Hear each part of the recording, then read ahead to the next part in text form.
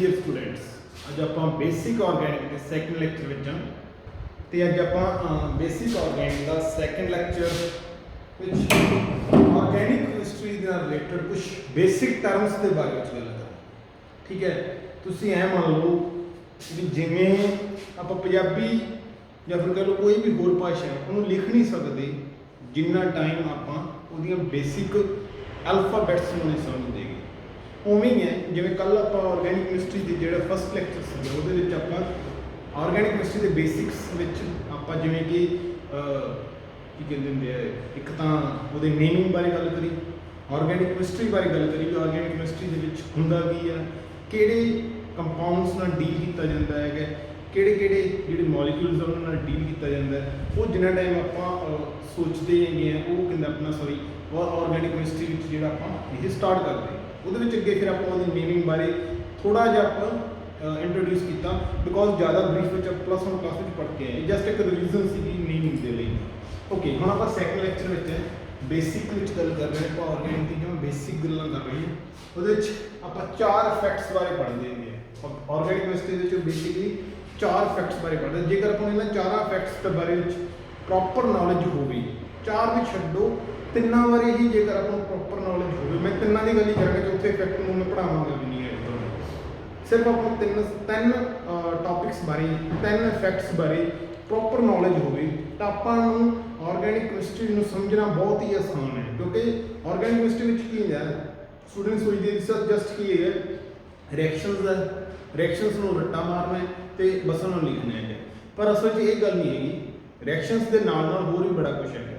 Reactions ਦੇ ਨਾਲ ਨਾਲ ਕੀ ਹੈਗਾ, ਉਹਨਾਂ ਨੂੰ ਜੇਕਰ ਆਪਾਂ ਰਿਐਕਸ਼ਨਸ ਨੂੰ ਸਮਝ ਕੇ ਕਰਦੇ ਹਾਂ, ਇੱਕ ਤਾਂ ਰੱਟਾ ਸਿੱਧਾ ਮਾਰਨਾ ਹੈ ਵੀ ਬਸ ਪਤਾ ਨਹੀਂ ਵੀ ਕੀ ਹੋਈ ਜਾਂਦਾ ਕੀ ਨਹੀਂ ਹੋਈ ਜਾਂਦਾ, ਇੱਕ ਆਪਾਂ ਉਹਨੂੰ ਜਦੋਂ ਕ੍ਰੈਮ ਕਰਨਾ ਜਾਂ ਯਾਦ ਕਰਨਾ ਹੈਗਾ ਤੇ ਉਦੋਂ ਉਹਦੇ ਨਾਲ ਨਾਲ ਉਹਦੇ ਇਫੈਕਟਸ ਨੂੰ ਵੀ ਯਾਦ ਕਰਨਾ ਹੈਗਾ ਵੀ ਕਾਹਤੋਂ ਹੋਇਆ ਹੈ, ਤਾਂ ਉਹ ਈਜ਼ੀ ਟੂ ਲਰਨ ਹੋ ਜਾਂਦਾ। ਇੱਕ ਪਾਸੇ ਬਿਨਾਂ ਸੋਚੇ ਸਮਝੇ ਯਾਦ ਕਰਨਾ, ਇੱਕ ਪਾਸੇ ਥੋੜਾ ਜਿਹਾ ਸਮਝ ਕੇ ਯਾਦ ਕਰਨਾ, ਤਾਂ ਥੋੜਾ ਜਿਹਾ ਈਜ਼ੀ ਹੋ ਜਾਂਦਾ ਹੈ। ਓਕੇ, ਇਸੇ ਵਿੱਚ ਹੀ ਇੱਕ ਇਫੈਕਟ ਹੈਗਾ that is called inductive effect, ਜਿਹਨੂੰ ਆਈ ਇਫੈਕਟ ਵੀ ਕਹਿੰਦੇ ਨੇ। ਇਹ ਬੇਸਿਕਲੀ ਦੋ ਤਰ੍ਹਾਂ ਦਾ ਹੁੰਦਾ ਹੈਗਾ, ਨੈਗੇਟਿਵ ਆਈ ਇਫੈਕਟ ਤੇ ਪੋਜ਼ਿਟਿਵ ਆਈ ਇਫੈਕਟ। ਓਕੇ, ਇੱਕ ਪਰਮਾਨੈਂਟ ਇਫੈਕਟ ਹੈ,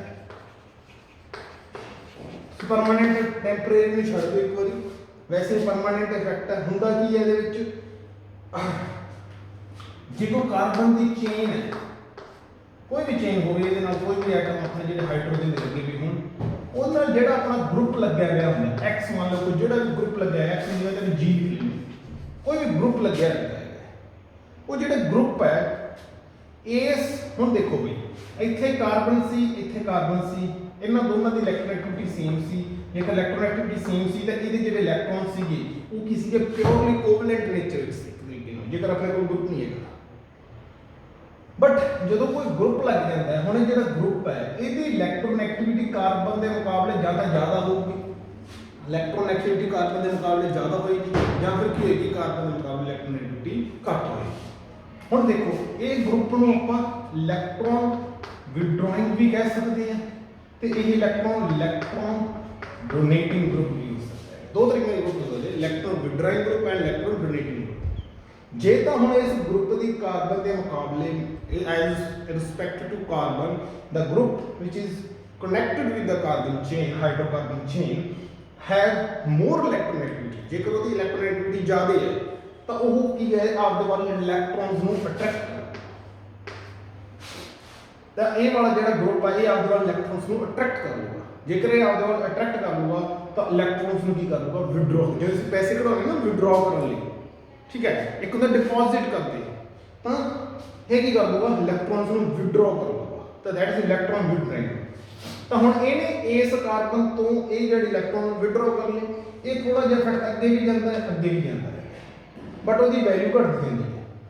ਬਟ ਜਿਹੜੇ ਇਹ ਪਰਮਾਨੈਂਟਲੀ ਤੌਰ ਤੇ ਇਲੈਕਟ੍ਰੋਨਸ ਨੂੰ ਉਹਦੇ ਵੱਲ ਅਟਰੈਕਟ ਕਰ ਲੈਣਾ, ਉਹਦੇ ਵੱਲ ਖਿੱਚ ਕੇ ਰੱਖ ਲੈਣਾ, is called inductive effect and is called negative I effect. ਜਿਹਦੇ ਵਿੱਚ ਇਲੈਕਟ੍ਰੋਨ ਚੇਨ ਤੋਂ ਬਾਹਰ ਵੱਲ ਨੂੰ ਚਲੇ ਜਾਂਦੇ ਆ, is called negative I effect. ਹੁਣ ਜੇਕਰ ਇਹ ਗਰੁੱਪ ਦੀ ਇਲੈਕਟ੍ਰੋਨੈਗੇਟਿਵਿਟੀ ਹੈ ਲੈਸ ਹੈ, the group which is connected to the hydrocarbon chain have low electronegativity value, then this group donates the electron। ਇਹ ਕੀ ਕਰੂਗਾ, ਇਲੈਕਟ੍ਰੋਨ ਆਪਦੇ ਦੇ ਦੂਗਾ, ਕਿੱਥੇ ਤੋਂ ਲੈ ਰਿਹਾ ਸੀ, ਹੁਣ ਕੀ ਕਰੂਗਾ, ਇਲੈਕਟ੍ਰੋਨ ਡੋਨੇਟ ਕਰ ਦੂਗਾ। That's why it is called electron donating group. तो ये परमानेंटली तौर पे इलेक्ट्रॉन से वल नूं दे दूगा, तो इत्थे क्या आएगा, इत्थे पॉजिटिव आयन इफेक्ट। तो इंडक्टिव इफेक्ट की है, इंडक्टिव इफेक्ट एक तरीके नाल वो इफेक्ट है जिहदे च आपां परमानेंटली इलेक्ट्रॉन्स जां तां चेन तो खिच्चे जांदे या फिर चेन वल नूं धक्के जांदे है। This is called inductive effect, जिहड़ा कि तुसीं ऑर्गेनिक केमिस्ट्री विच समझना है। ਜਦੋਂ ਤੁਹਾਨੂੰ ਇੰਡਕਟਿਵ ਇਫੈਕਟ ਦੀ ਗੱਲ ਸਮਝ ਆ ਗਈ ਤਾਂ ਸਮਝ ਲਓ ਤੁਹਾਡੀਆਂ ਅੱਧੀਆਂ ਮੁਸ਼ਕਲਾਂ ਖਤਮ ਹੋ ਗਈਆਂ। ਹੋਰ ਅੱਧੀਆਂ ਮੁਸ਼ਕਲਾਂ ਕਿਵੇਂ ਖਤਮ ਹੋ ਸਕਦੀਆਂ ਨੇ, ਉਹ ਸਾਡੀਆਂ ਰੈਜ਼ੋਨੈਂਸ। ਰੈਜ਼ੋਨੈਂਸ ਕੀ ਹੈ? ਰੈਜ਼ੋਨੈਂਸ ਅਸਲ 'ਚ ਸ਼ਿਫਟਿੰਗ ਆਫ ਪਾਈ ਇਲੈਕਟ੍ਰੋਨਸ ਕਹਿ ਲਓ ਜਾਂ ਫਿਰ ਗੱਲ ਸ਼ਿਫਟਿੰਗ ਆਫ ਫ੍ਰੀ ਇਲੈਕਟ੍ਰੋਨਸ ਕਹਿ ਲਓ। ਜਿਹੜੇ ਇਲੈਕਟ੍ਰੋਨ ਦੀ ਸ਼ਿਫਟਿੰਗ ਹੋ ਜਾਣੀ, ਬੌਂਡ ਦਾ ਸ਼ਿਫਟ ਹੋ ਜਾਣਾ, ਇਜ਼ ਕਾਲਡ ਰੈਜ਼ੋਨੈਂਸ। ਹੁਣ ਰੈਜ਼ੋਨੈਂਸ ਕੀ ਹੈਗੀ ਹੈ? ਜਿਵੇਂ ਕਿਤੇ ਕੋਈ ਡਬਲ ਬੌਂਡ ਹੈ, ਸਿੰਗਲ ਬੌਂਡ ਹੈ, ਡਬਲ ਬੌਂਡ ਹੈ, ਸਿੰਗਲ ਬੌਂਡ ਹੈ।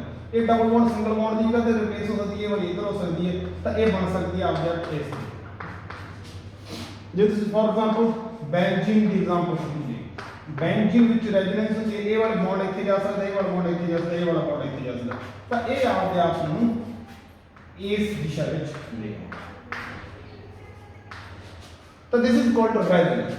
तो बेसिकली रेजोनेंस ਦੇ ਥਰੂ ਵੀ ਕੀ ਹੈਗਾ, ਕੋਈ ਵੀ ਐਟਮ ਕੀ ਆਪਣੇ ਆਪ ਨੂੰ ਸਟੇਬਲ ਕਰਦਾ ਹੈ। ਤਾਂ ਇਹ ਰੈਜ਼ੋਨੈਂਸ ਕਿੱਥੇ ਹੁੰਦੀ ਹੈ? ਰੈਜ਼ੋਨੈਂਸ ਉੱਥੇ ਦੀ ਜਿੱਥੇ ਕੰਜੂਗੇਸ਼ਨ ਹੋਵੇ। ਹੁਣ ਕੰਜੂਗੇਸ਼ਨ ਕਿੱਥੇ ਕਿੱਥੇ ਹੁੰਦੀ ਕੀ ਹੈ, ਤੁਹਾਨੂੰ ਸਮਝਦੇ ਆਪਾਂ ਇਸ ਗੱਲ ਨੂੰ। ਰੈਜ਼ੋਨੈਂਸ ਉੱਥੇ ਹੁੰਦੀ ਜਿੱਥੇ ਕੰਜੂਗੇਸ਼ਨ ਹੋਵੇ। ਕੰਜੂਗੇਸ਼ਨ ਕਿਸ ਚੀਜ਼ ਦੀ? Double bond single bond, double bond single bond ਹੋਵੇ, ਜਾਂ triple bond single bond double bond, ਜਾਂ ਟ੍ਰਿਪਲ ਬੌਂਡ ਕੁਝ ਵੀ ਹੋਵੇ, ਸਿੰਗਲ ਬੌਂਡ ਹੋਵੇ, ਜਾਂ ਫਿਰ ਬੌਂਡ ਡਬਲ ਬੌਂਡ ਬੌਂਡ ਤੇ ਪੋਜ਼ਿਟਿਵ ਚਾਰਜ, ਜਾਂ ਫਿਰ ਆਪਾਂ ਸ਼ਾਰਟ ਵਿੱਚ ਵੀ ਕਰ ਸਕਦੇ ਸੀ ਵੀ ਡਬਲ ਬੌਂਡ ਬੌਂਡ ਤੇ ਪੋਜ਼ਿਟਿਵ ਚਾਰਜ ਹੋਵੇ, ਤਾਂ ਵੀ ਇਹ ਰੈਜ਼ੋਨੈਂਸ ਹੋ ਸਕਦੀ ਹੈ ਕਿ, ਜਾਂ ਫਿਰ ਡਬਲ ਬੌਂਡ ਬੌਂਡ ਤੇ ਨੈਗੇਟਿਵ ਚਾਰਜ ਹੋਵੇ, ਤਾਂ ਵੀ ਇਹ ਰੈਜ਼ੋਨੈਂਸ ਹੋ ਸਕਦੀ। ਇਹਨਾਂ ਕੇਸਿਸ ਵਿੱਚ ਕੀ ਆਪਣੇ ਕੋਲ ਰੈਜ਼ੋਨੈਂਸ ਹੋ ਸਕਦੀ। ਜਿਵੇਂ ਇੱਥੇ ਕੰਜੂਗੇਸ਼ਨ ਪ੍ਰੈਜ਼ੈਂਟ ਸੀ, double bond single bond, double bond single bond, double bond single bond, ਤਾਂ ਇਹ ਕੀ ਇੱਥੇ ਰੈਜ਼ੋਨੈਂਸ ਹੁੰਦੀ ਹੈ ਕਿ ਬੈਂਜ਼ੀਨ ਰੈਜ਼ੋਨੈਂਸ ਦੇ ਥਰੂ ਆਪ ਨੂੰ ਸਟੇਬਲ ਕਰ ਲੈਂਦੀ ਹੈ। Okay, this is called second effect, this is called resonance. ਇੱਕ ਥਰਡ ਇਫੈਕਟ ਹੈ ਦੈਟ ਇਜ਼ ਕਾਲਡ ਹਾਈਪਰ ਕੰਜੂਗੇਸ਼ਨ। ਇਹ ਵੀ ਇੰਪੋਰਟੈਂਟ ਹੈਗਾ, ਬਹੁਤ ਜ਼ਿਆਦਾ ਇੰਪੋਰਟੈਂਟ ਹੈ, ਬਟ ਤੁਸੀਂ ਫੋਕਸ ਜ਼ਿਆਦਾ ਇੰਡਕਟਿਵ ਇਫੈਕਟ ਤੇ ਜ਼ਿਆਦਾ ਕਰਨਾ ਤੇ ਰੈਜ਼ੋਨੈਂਸ ਤੇ ਜ਼ਿਆਦਾ ਕਰਨਾ। ਚਲੋ ਫਿਰ ਵੀ ਕਰਦੇ ਆਪਾਂ ਇਹਨੂੰ ਹਾਈਪਰ ਕੰਜੂਗੇਸ਼ਨ। ਹਾਈਪਰ ਕੰਜੂਗੇਸ਼ਨ ਕੀ ਹੈਗਾ? ਕੀ ਸੀਗਾ? ਕਾਰਬਨ ਦੇ ਦੋ ਐਟਮ ਬੈਠੇ ਸੀਗੇ ਅਰਾਊਂਡ ਦਾ, ਉਹਦੇ ਨਾਲ ਇੱਕ ਨਾਲ ਕੀ ਲੱਗਿਆ ਹੋਇਆ ਸੀਗਾ, ਕੋਈ ਐਕਸ ਐਟਮ ਲੱਗਿਆ ਹੋਇਆ ਸੀ। ਠੀਕ ਹੈ, ਸਮਝਾਉਣਾ ਮੈਂ ਤੁਹਾਨੂੰ hyperconjugation. I will teach you in a simple way. ਠੀਕ ਹੈ, ਕੋਈ ਦੋ ਕਾਰਬਨ ਦੇ ਐਟਮ ਬੈਠੇ ਸੀਗੇ, ਉਹਨਾਂ ਵਿੱਚ ਇੱਕ ਕਾਰਬਨ ਦੇ ਨਾਲ ਤਿੰਨ ਹਾਈਡਰੋਜਨ ਲੱਗੀਆਂ ਹੋਈਆਂ ਸੀ, ਬਟ ਦੂਸਰੀ ਕਾਰਬਨ ਨਾਲ ਦੋ ਹਾਈਡਰੋਜਨ ਤੇ ਇੱਕ ਐਕਸ ਮੋਲੀਕਿਊਲ ਲੱਗਿਆ। ਐਕਸ ਗਰੁੱਪ ਮੋਲੀਕਿਊਲ ਕੋਈ ਵੀ ਹੋ ਸਕਦਾ। ਇਹ ਕੀ ਸੀ? ਜਿਹੜਾ ਐਕਸ ਮੋਲੀਕਿਊਲ ਦੀ ਇਲੈਕਟ੍ਰੋਨ ਐਕਟੀਵਿਟੀ ਜ਼ਿਆਦਾ ਸੀ, ਇਹਨੇ ਕੀ ਕਰਿਆ, ਉਹਨੂੰ ਇਲੈਕਟ੍ਰੋਨ ਬਾਹਰ ਕੱਢ ਕੇ ਲੈ ਗਿਆ। ਤੇ ਜੇਕਰ ਇਲੈਕਟ੍ਰੋਨ ਲੈ ਗਿਆ, ਇਹਦੀ ਕੀ ਸ਼ੇਪ ਬਣਨੀ? ਇਹਦੀ ਸ਼ੇਪ ਪੋਜ਼ਿਟਿਵ ਚਾਰਜ ਆ ਗਿਆ। ਤੇ ਇਹ ਤੁਹਾਨੂੰ ਵੀ ਪਤਾ ਹੈ ਵੀ ਕਿਸੇ ਵੀ ਐਟਮ ਤੇ ਜਦੋਂ ਚਾਰਜ ਆ ਜਾਂਦਾ ਹੈ ਤਾਂ ਉਹ ਕੀ ਹੋ ਜਾਂਦਾ ਹੈ, ਅਨਸਟੇਬਲ। ਤਾਂ ਇਹ ਜਿਹੜੀ ਕਾਰਬਨ ਸੀਗੀ, ਇਹਦੇ ਤੋਂ ਆਪਦੀ ਭੈਣ ਕਾਰਬਨ ਦਾ, ਜਿਹੜੀ ਨਾਲ ਵਾਲੀ ਕਾਰਬਨ ਸੀ, ਉਹਦਾ ਦੁੱਖ ਦਰਦ ਦੇਖਿਆ ਨਹੀਂ ਗਿਆ। ਐਕਚੁਅਲੀ ਉਹ ਕੀ ਚਾਹੁੰਦੀ ਸੀਗੀ ਵੀ ਇਹਦੇ ਉੱਤੇ ਪੋਜ਼ਿਟਿਵ ਚਾਰਜ ਨਾ ਹੋਵੇ, ਤਾਂ ਉਹਨੇ ਕੀ ਕਰਿਆ, ਇਸ ਹਾਈਡਰੋਜਨ ਵਾਲੇ ਇਲੈਕਟ੍ਰੋਨਸ ਨੂੰ ਇੱਧਰ ਸ਼ਿਫਟ ਕਰਤਾ ਤੇ ਅਜਿਹੀ ਸ਼ੇਪ ਬਣਾ ਦਿੱਤੀ।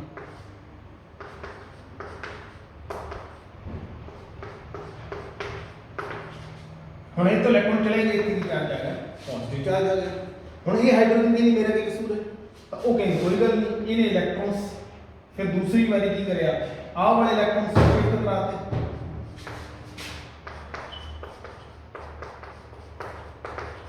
ਤੇ ਇਹਨੂੰ ਪੋਜ਼ਿਟਿਵ ਚਾਰਜ ਕਰਤਾ।